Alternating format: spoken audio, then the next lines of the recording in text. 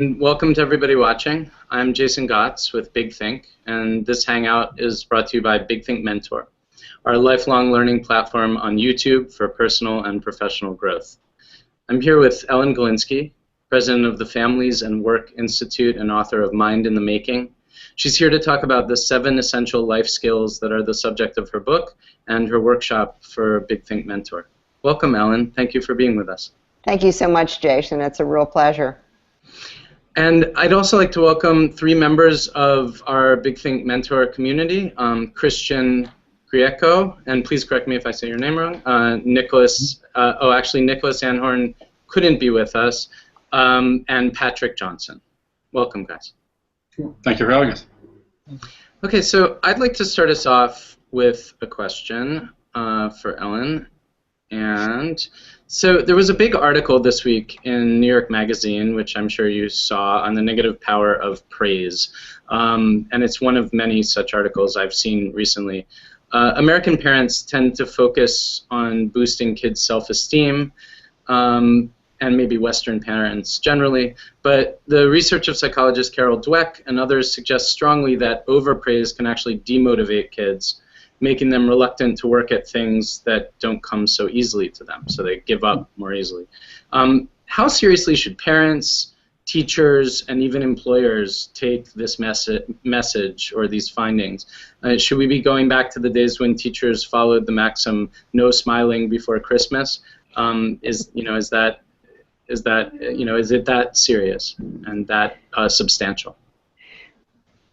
As Carol Dweck says, we have been through the self-esteem movement, and she did a survey and found that the large majority of parents believed that the way that you boost kids' self-esteem is by praising them. But it's not that it's praise per se that's bad, it's the kind of praise that really matters. Most parents and most of us praise personality. We praise character. We say you're really smart, or you're a good artist, or and we don't praise the things that motivate us to try harder, to try that next challenge, to take on a challenge in the Mind in the Making view that this is one of the important life skills. If we praise both adults and children's effort, you tried really hard, or you did use this particular strategy, that is, we praise strategies, then adults will work hard, will stay motivated. And there's also research that says that the praise, whether you give very specific and concrete praise or larger global praise, also matters. That is, if you're trying something that's a real challenge, then talking about very specific first steps that an adult might take tends to be more motivating. Not, I'm going to lose weight, but I'm going to lose 5 pounds. So that also matters in terms of how we talk to people and how we talk to ourselves. Great. Now I'd like to open the floor to Christian and Patrick, and we'll just go round robin. Christian, if you could ask one question, and then Patrick, and then we can go back to Christian and Patrick and do 2 questions each that way, and then we'll take it from there. Thanks, Jason. I want to thank Big Think and Ellen. This is a great opportunity. It's very exciting to have the opportunity to speak direct with you and hear your insights. The first question I had, Ellen, was in skill number 3, communicating. You stated that employers are reporting that communication is a critical skill that the younger workforce is lacking. Is there a particular cause that you see for why that's the case in the workforce? We ask an open-ended question of a nationally representative sample of employers in the research that the Families and Work Institute does, and way by and large they said that young people, new entrants to the workforce, are not very good at both oral and written communication. And I think that it's because we don't teach people to communicate, in a sense. You can easily blame the Twitter world and the fact that we're not really talking face-to-face for this, and I'm sure that has a part in how we communicate. But we need to teach people what I would think of as the elevator speech. That is, think about, if you have a limited amount of time to communicate, one, what do you really want to say? And then two, and this would involve the skill perspective taking, how do you say it in a way that it can be heard? And that how do you say it in a way that it can be heard, we're not teaching children, we're not teaching adults how to do that. My daughter got a whole master's in strategic communication. She spent, 2.5 years at Columbia because she runs a nonprofit philanthropy that funds social entrepreneurs. And she finds that the entrepreneurs that they fund, they started Teach for America, City Year, etc. She finds that the entrepreneurs who succeed are the ones who are good communicators. And although they may have a big, bold idea to, as social entrepreneurs that can solve a really tough problem, if they don't know how to communicate it well, then they don't necessarily succeed. So she felt that in her job as co-running this organization called Echoing Green, that if she could help their grantees learn to communicate better, they would be able to achieve their goals in much better ways. Gotcha. Thank you. Patrick. My first question was on perspective taking. Mm-hmm. And it was about how we live in such a competitive world. How does empathy or emotional intelligence lighten competition? Well, it's interesting. That's a great question because in some ways we live in a very competitive world, and yet in the business world, the era of the individual hero, I think, is gone. That is, we can't just depend on the Jonas Salt to come up with a polio vaccine. It's going to take a team.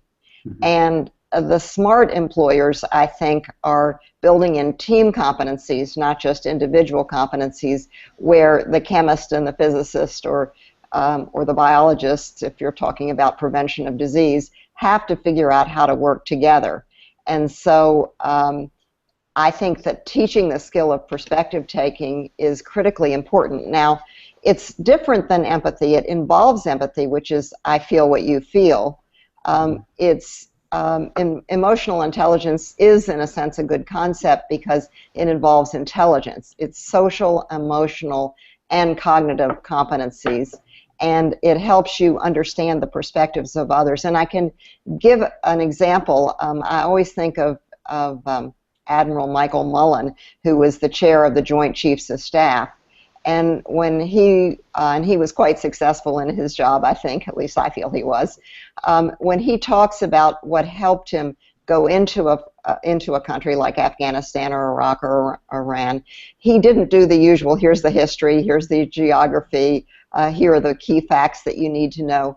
What he tried to understand is how people who grew up in that culture would think. And that really helped him succeed. Or you think of medical school. There is the cost, I read in the New York Times today that the cost of healthcare is going up, and it keeps going up. One of the ways to control the cost of healthcare is to improve patient-doctor communication. That involves perspective taking. Mm-hmm. So medical schools are increasingly asking future candidates, they're rating future candidates on whether or not they can listen to the patient, understand the patient's own view of his or her symptoms, and then communicate back so that there's a back and forth communication. And they found that is one way that they can really control costs to reduce the price of healthcare as it escalates in this country. So I think that the notion of the competitive world is an industrial era. Yes, of course we're very competitive. Yes, of course I want my organization to win, to succeed, and I'm sure all of us want to on an individual level. But we can do that best by working with other people, not by putting them down and pushing them off to the side of the road. Thank you. Great, and back to Christian. Well, thank you. And it seems these skills just seem so fundamental, right? These baseline fundamentals that it's ironic that we're forgetting about them. It's not like this is not like new stuff at all. No. It's to your point, as industrialization has has happened, that I'm in the technology world. It's so easy to think, well, technology is the solution. But without the people and without the communications that you speak to, technology is worthless. It won't make things better. In fact, I deal, obviously in the marketplace with a lot of things. I was doing it yesterday, and just counting on computer screens to have all the right information, it doesn't have the interaction happening. You don't get the social aspect to it, and you don't get people to help because, well, the computer screen just says this, so therefore I'm on to the next customer. You're missing the fundamentals. Exactly. I mean, it does seem that these skills are obvious, and yet I spent, went into what became Mind in the Making. I didn't start out to write a book. I didn't start out to do something called Mind in the Making. I started out with a real question, which is, what do we do to children to turn off the fire in their eyes? All children are born engaged in learning. It's a survival skill. Our brains are, of all other beings in the world, our brains are less developed at birth than any other species. So we have to, we depend on the environment to write the script for our genetic codes, in a sense, if you want to use a technology analogy. So much of who we become and what we are comes from the experiences we have after we were born. In fact, they're calling the first 3 months of life the fourth trimester these days because so much is happening during that time. I could see across disciplines that there are these skills that are emerging, and yet most schools, most classrooms, most parents don't promote these skills. And so it's like hidden in plain sight. It's obvious, but we're not paying attention to it in a fundamental way. But when you know it, when you think about it, then it becomes obvious. So the way that I came up with 7, and 7 seems like, oh yeah, a good publishing number. Did you just come up with 7 because your publisher said that would be a good number? Right. No, I mean, what I really did was to take what I was seeing in the research from neuroscience, from cognitive science, from developmental psychology, etc., and look at where there were longitudinal studies, what had happened in that child's life to help that child thrive now and in the future. And that's how the 7 skills actually emerged. In a sense, the 7th skill is kind of cumulative, which is self-directed engaged learning. It kind of pulls them all together.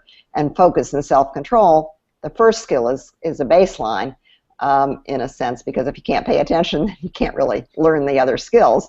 If you don't have the self-control to not go on automatic, then you can't really learn to listen to what someone else says, for example, with perspective taking. Right. The response to Mind in the Making has been so much more than I ever expected, because these are obvious, but they're hidden in plain sight. But they're so simple to do something about. I mean, we can teach these to adults, we can teach them to children, we can promote them in ourselves, and it can make a big difference in our lives.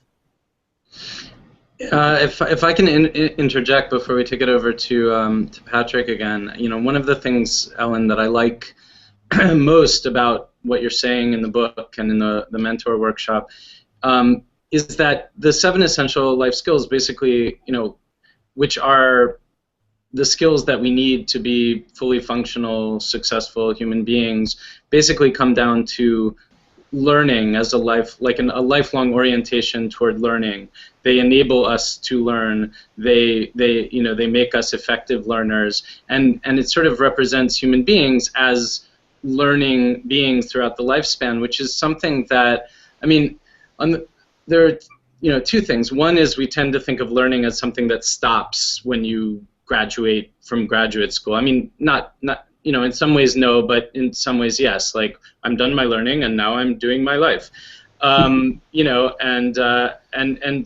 the idea that you're learning throughout your life is not something that people necessarily actively engage in, past school. And then, secondly, we always have this back and forth where, on the one hand, we understand that it's good for children to be curious and that we want them to be active learners, in education and designing curriculum and so forth. And on the other hand, we have these exigencies of skills and so forth that we feel we have to teach children concrete things so that they can remain competitive and so forth and so on, that often create curriculums and school systems that do the exact opposite, that, as you say, put out the fire in children's eyes. Yeah. So, I mean, I wonder kind of what it would take for the orientation of whole educational systems to shift in such a way that we are focusing on these kind of meta skills that make for better learners, not only in sort of progressive schools, but also, everywhere, more than we are on concrete right. skills. No, that is such a great question. I just love that so much because, and all of these are great questions, and the reason that I love it so much is that it's like the notion of competitiveness, me against you, always, right. when none of us are going to, do anything that matters without the help of other people in one way or another, whether it's reading a book or actually working with people who are our sponsors or mentors or so forth. The notion of learning is a very industrial era notion now. I think of the movie Waiting for Superman, and there's an image in it where I went to myself when I watched it. That is exactly the way we think about learning. This was a school presumably about education that worked, Waiting for Superman, and yet the image was of a kid whose head was cut off and numbers and letters and shapes and stuff were poured in.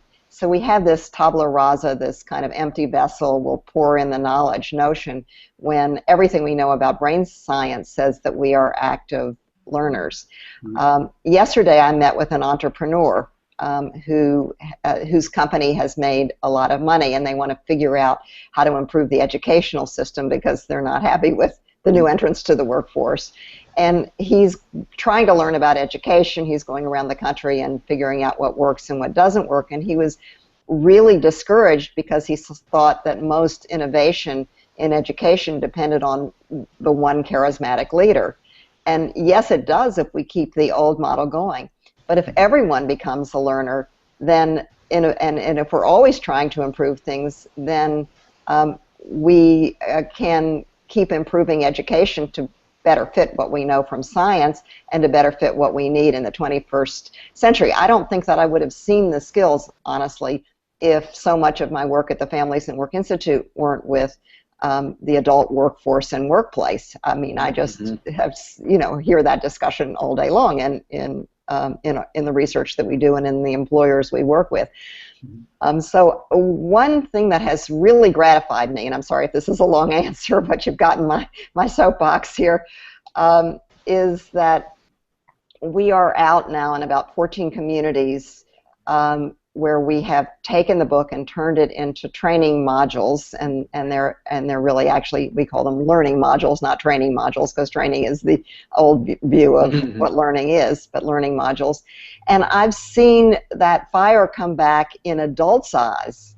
The teachers, the principals, the superintendents, the pediatricians, the social workers, the language therapists, they get excited about learning by going out because we share the actual research. You see Carol Dweck, in live, living color, doing her studies and talking about what she found in our modules. You have real experiences in learning yourself. And we've seen that have the ability to begin to transform the educational system in ways that, honest to God, I didn't think were possible. But when you get adults excited, when they own the innovation that they need, when they base it on science, I think we can begin to reinvent the way we think about teaching and learning. Great. And Patrick, I'm sorry I jumped in there, but I definitely was sparked by what was going on in the conversation. So go ahead and please ask your next question. Definitely. Yeah, I agree with you about the way we learn and how we think about it, like socially, cognitively, emotionally, and how we can relate that to school and within like this classroom lectures and independent reading, independent learning, and also like clinical rotation or something where you get hands-on experience. So I can see your point there. I'll go to my next question here. It's on critical thinking, and it was how can critical thinking generate positive or negative actions and reactions?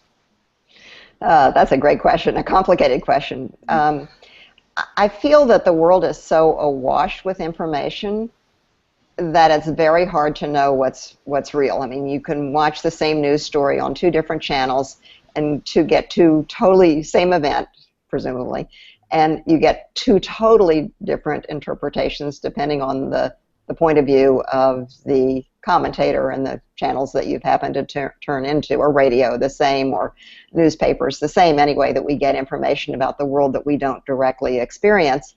And how do we know how to make decisions? Because our decisions, who we vote for, how we live our lives, depend on how we see this experience where we don't have direct knowledge of it. I mean, we can't, maybe in a very pre-industrial agricultural world, we could have direct experience with everything that we needed to know about. We can't do that anymore. We have to outsource our knowledge. So I think that, by and large, critical thinking is an important skill because it's the ongoing search, and the word ongoing is critical here, the ongoing search for valid and reliable information.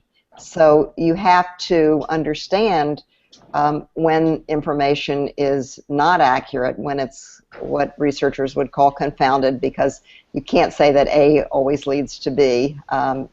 It's more complicated than that. And other things get in there. And so I think teaching children not just, let's say, science, but how scientific thinking takes place has been found to improve them in all sorts of other areas. I'm thinking of the research that's going on at Carnegie Mellon by David Clarr, for example. He found that kids in the 7th grade, 8th grade, etc., were never taught how to conduct a good experiment. They were always told, here's the experiment and here's what it learned, but not how do you know whether it's a really good experiment. And when he actually taught kids what a good experiment was and how would you know what you've learned from this experiment, it made a big difference in the kids' lives and performance. So I think by and large it's mostly a positive result, but of course we get lots of knowledge that it's hard to figure out whether it is reliable and accurate, and I guess that's the bad side of it. How do we know with the thousands of Twitter feeds we get every day what's real and what's not real? Definitely, and I think that's what kind of drew me to Big Think is when I'd independently learn for myself, I'd use like databases through school and like go after research-based articles, and there was a bunch of information, a bunch of different articles, a bunch of different places to draw this information from. And I'm not saying it was a bad way to do it, but I like how Big Think takes it into a different perspective and like kind of breaks it down for you and helps you understand it in terms of your own life and what you're doing. So thank you for that. Well, I'm a total fan of Big Think. When we decided to work together, I was like, I couldn't have been more wildly excited, as Jason knows, because he got my euphoric emails back to him when we started this conversation. I think that it brings people together in a way that we can now with technology. I mean, we can have this conversation. And, you can push back at me, and I love that. And I can hopefully push back at you, and I love that too. We can do the big thinking that we need to do to be able to live our lives in the way that we want to. Yeah, I mean, we're not to turn this into an extended advertisement for Big Think, but having worked here for 2 years, what I like best about it is the fact that we can connect with people like you, Ellen, and that now through Mentor and things like this Hangout, we can actually connect directly with our audience in spite of the fact that what we do kind of happens out there on the big impersonal web, and in the past we've mainly been feeding video out to the world. It's amazing now to be able to just sit and interact in this way and really kick the ideas around. So I think we've really come to the end of our half hour, and so I want to say thank you to everybody out there in the audience for joining us today, and thank you especially Ellen Galinsky for being with us. You've been watching our Big Think Mentor Hangout with Ellen Galinsky, who's the author of Mind in the Making, and you can visit youtube.com/user/BigThinkMentor to view Ellen's video workshop based on her book called The 7 Essential Life Skills.